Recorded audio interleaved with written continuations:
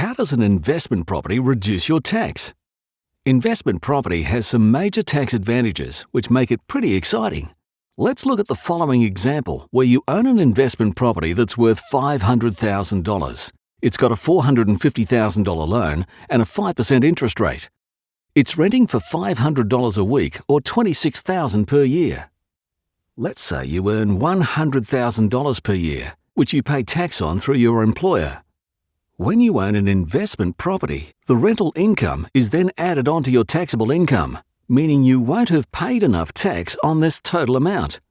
So unless you make some claims against it, you are going to have a tax bill and not a tax return. But fortunately, there are plenty of things you can claim back. You can claim the loan interest, the rates, rental management fees and insurance, which we call cash deductions. This means money has to physically leave your bank account before claiming it back. But there is one thing that really makes a difference to property investing, and it's called depreciation. Depreciation is essentially the wear and tear of fixtures and fittings within your property, such as carpet, curtains or kitchens. The government acknowledges that these items won't last as long as the building, so allow you to deduct their value, meaning that they can be replaced sooner.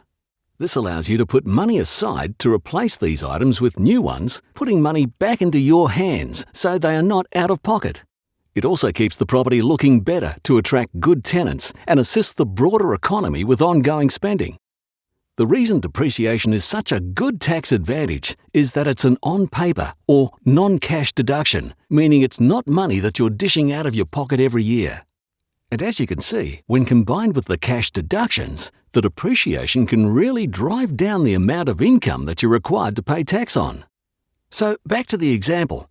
In this case, your taxable income went up to $126,000 and then came down to $83,550. But you already paid tax on $100,000. Therefore, you are now entitled to a tax return on the difference of $16,450.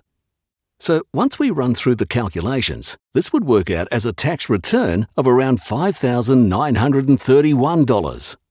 Now that makes a huge difference. If you were getting back over $5,000 on a property, then that's about $100 per week. And if you're getting an extra $100 a week back from your property on top of the $500 a week rent, then this is a 20% increase in the total return that property gets back. This can be the difference between a positive cash flow property and a negative cash flow property. Learn more about how you reduce your tax through investment property and become a successful property investor. Take the first step today by completing our expression of interest form, and one of our expert staff will contact you to book an appointment to discuss this with you in person at any one of our convenient office locations.